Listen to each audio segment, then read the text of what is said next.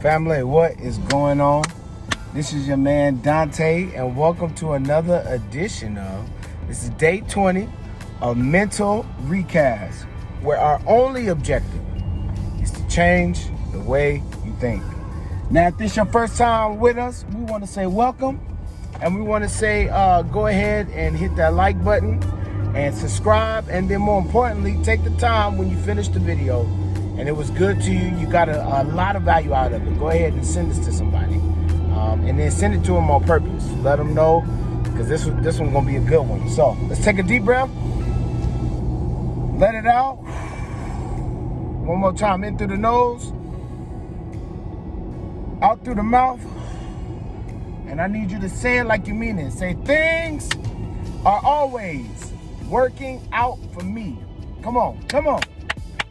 Tell somebody that don't understand.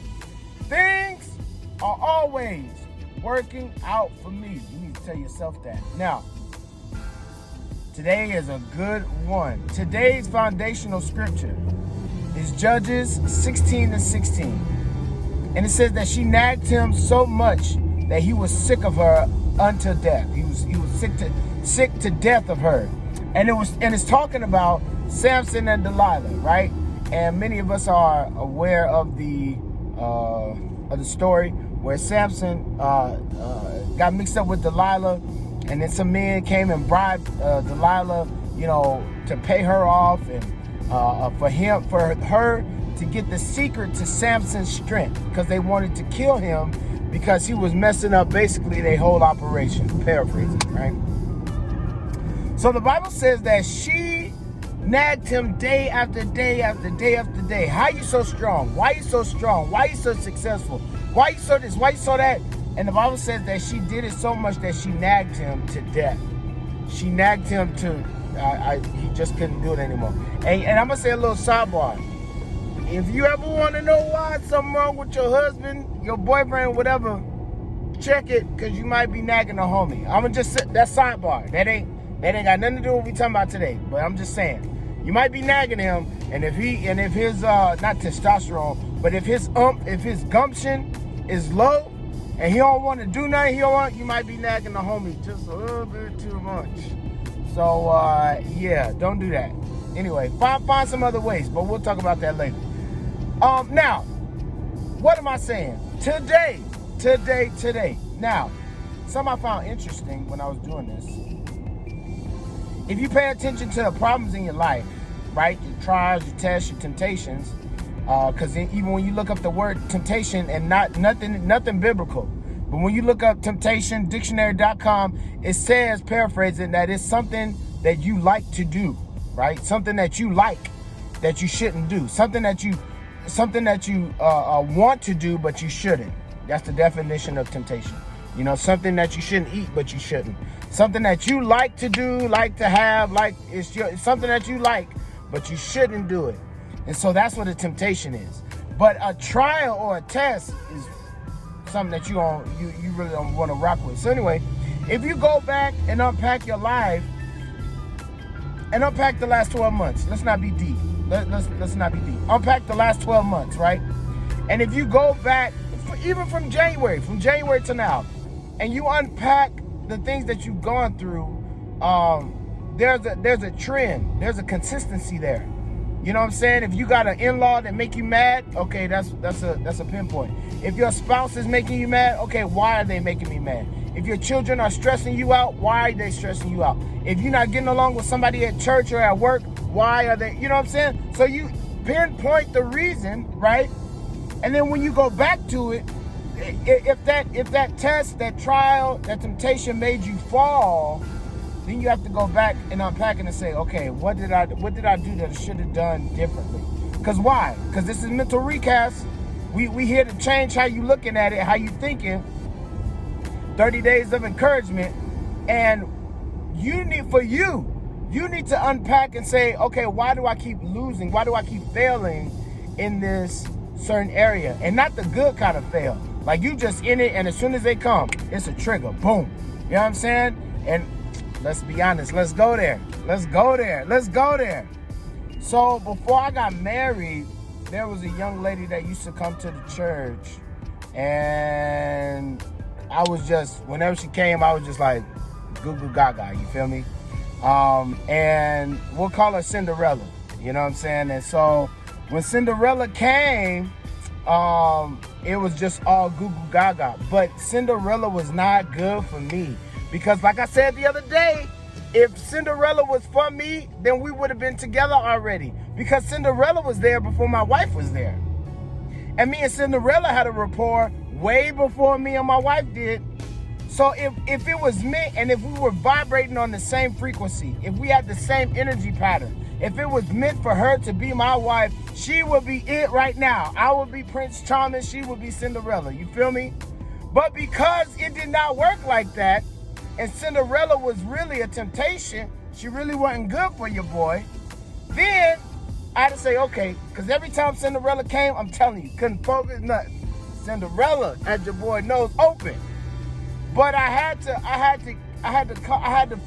find out. Look, I'm stuttering already. I had to find it out because it was so much in that time where I was just like, dog. And then as I got older, as time, I had to really look at, like, she ain't even studying me. You know what I'm saying? Like, she playing with your boy. Like, she playing with my emotions, man. Like, every time she come around or whatever, it's a little flirt or whatever, you know, in church, a little eyes or whatever. But nothing substantial. And I think we went out one time. And from that one time, I was trying to be in there. You know what I'm saying? Not so much about smashing, but I was like, yo, let's do this. And she was just, oh no. I was like, dawg, you ain't even with it.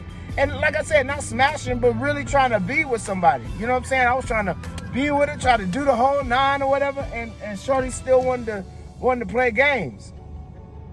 So we fast forward to today, and I think about my relationship with my wife.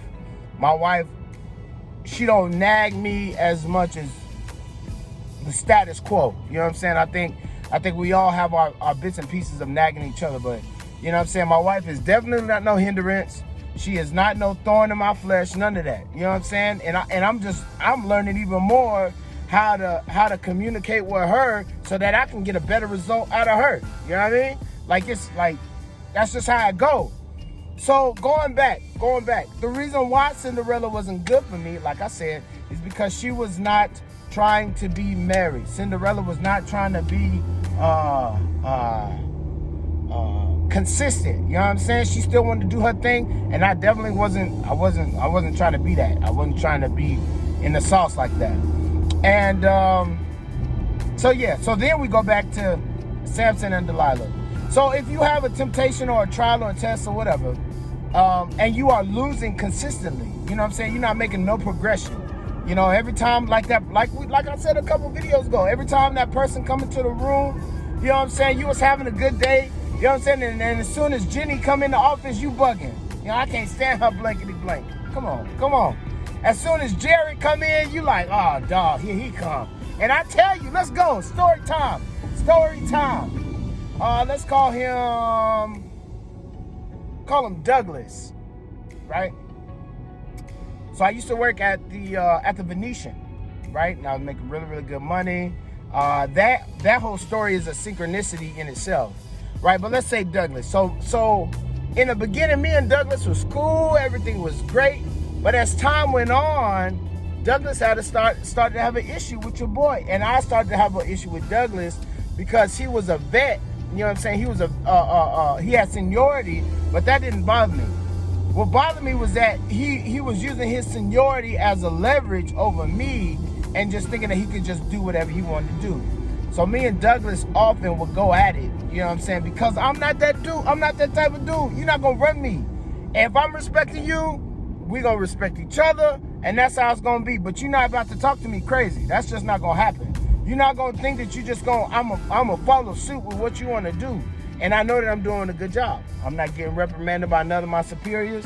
I'm not getting, you know what I'm saying, none of that. So, Douglas, who do you think that you are? And for the longest time, me and Douglas just bump heads, bro. Just bump heads. But I had to learn that even though I may have had an issue with Douglas, I can't allow Douglas to dictate how I feel. And I said that to say, there will be times where we will have the same shift. me and Douglas was working and everything was cool. But as soon as Douglas had a day off, we weren't working at the same time. It was just bliss in the kitchen. It was wonderful. You know what I'm saying? We all laughing and getting our work done early and all of this. But as soon as Douglas comes, the kitchen snitch. Everybody got a snitch at work. Everybody got a snitch. Everybody got, the teacher's pet.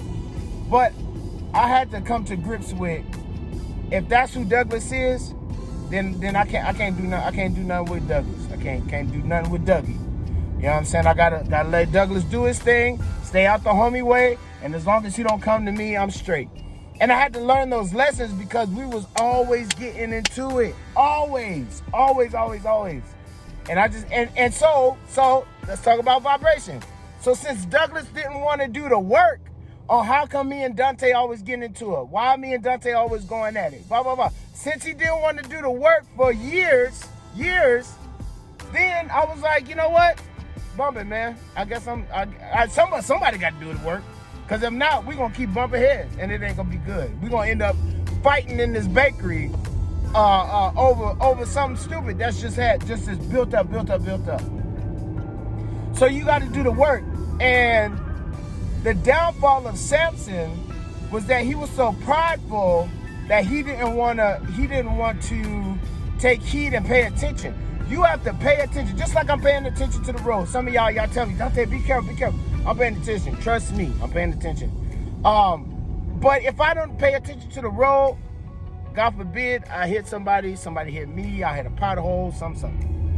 And if I don't pay, let's go there for value's sake. If I don't pay attention in my marriage, if I don't pay attention to my children, if I don't pay attention to my spirit, man, to my spiritual well-being, I will fall to a temptation that is already around. But because I'm not paying it no mind, because I'm working on myself, I'm not susceptible. But as soon as I get lazy or chilling or whatever, boom, there you go, knocking at the door. And so it behooves us. You know what I'm saying? It's in our best interest for us to be vigilant and diligent about our spiritual progression, right? I was listening to somebody today on Facebook, and they were saying how, all of these witches and stuff, and these conspiracies and all this stuff, and how we just have to be alert, which is very, very true. But look, my whole point and purpose of these videos is to change your mental programming. For me to infiltrate, to go on in and just have you rethink some stuff. So that when situations come and you be like, you know what? That dude on YouTube was talking about this, and it don't make no sense that I'm around here tripping every time I'm about to get blessed. Every time I feel myself about to progress, I'm back. I got to go back to square one because I'm tripping. And you have to change, because this is why. This is the end all be all. If you do not change, the spirits that be, the powers that be, the negative energy, the enemy, Satan, those who prey and pawn on people's laziness and their misfortune. There's an entity and a group of people that don't care nothing about you, that want your money, that want your spirit, and they want your soul, right? They want everything that is good about you, your creativity, your drive, your passion, your health. They want it all. And they don't care nothing about you. They don't give a fat rat about who you are. They don't care nothing. They don't care about you being Christian.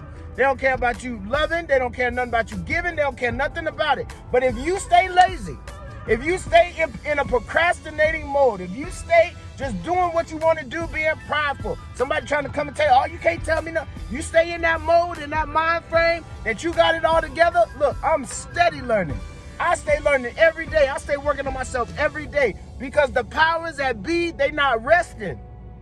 The devil, the enemy, negative vibration, negative energy is not resting.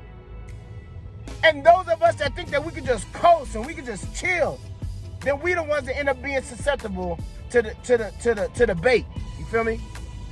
So it's in your best interest for you to be working on yourself every single day. For you to be, let me tell you, let me just bust it wide open. For you to be in the Creator's face, for you to be in God Almighty's face every single day. Now, what that looks to you like, oh, I gotta wear a long skirt, and I gotta wear a collar, and I gotta wear a rosary, and I gotta do all of this, and I gotta say 97 Hail Marys. Look, dog, that is not what I'm talking about.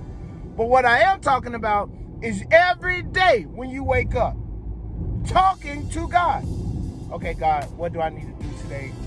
Give me wisdom. Show me the way to go. Show me what to do, right? I ain't say nothing about you getting no holy water, no blessed oil. I ain't say nothing. But the Creator wants you to be in His presence every single day so that He can show you and lead you and guide you.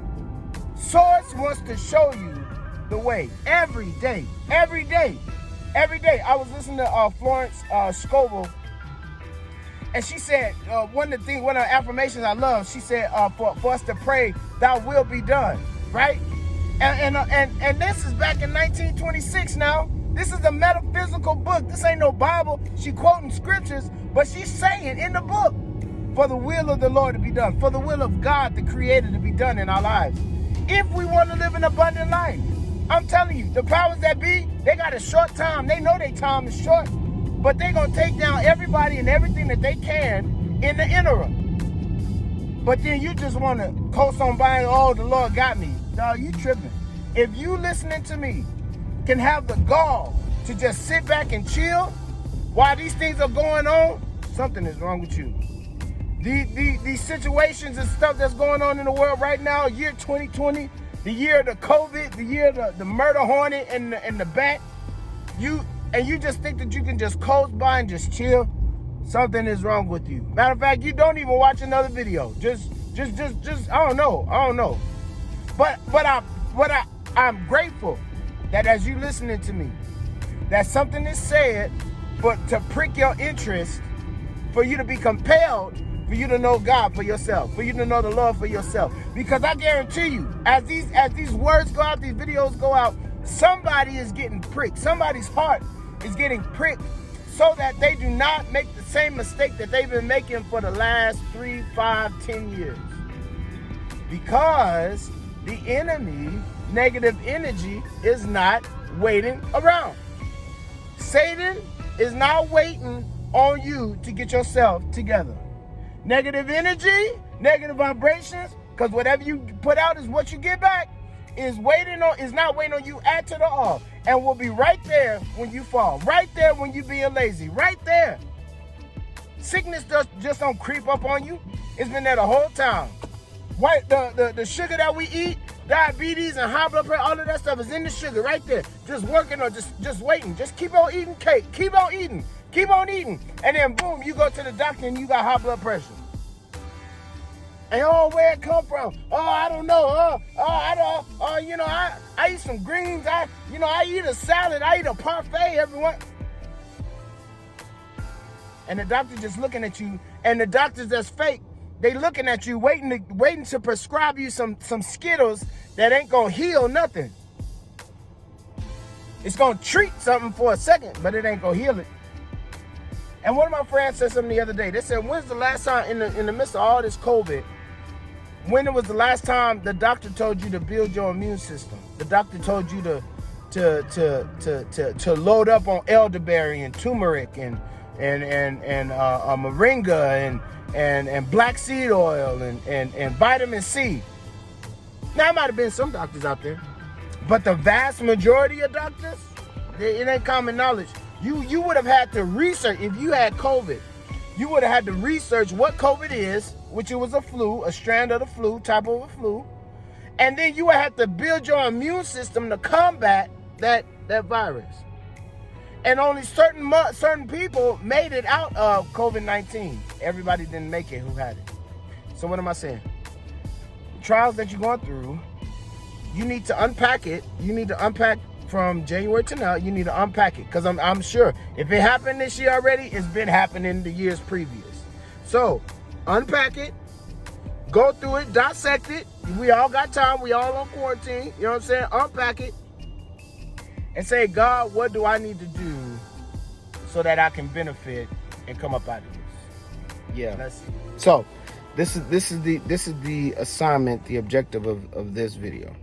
For you to unpack from January until now, it's August. So unpack these last 7-8 months.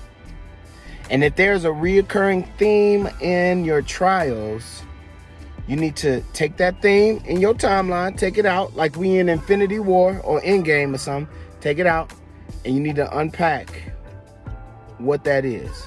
And when you unpack it, okay, my anger, my pride, okay, low self-esteem, okay, lust, okay, unpack it.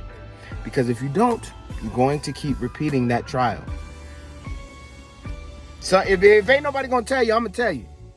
If you do not take it out take it out the timeline and expand it, pick it apart.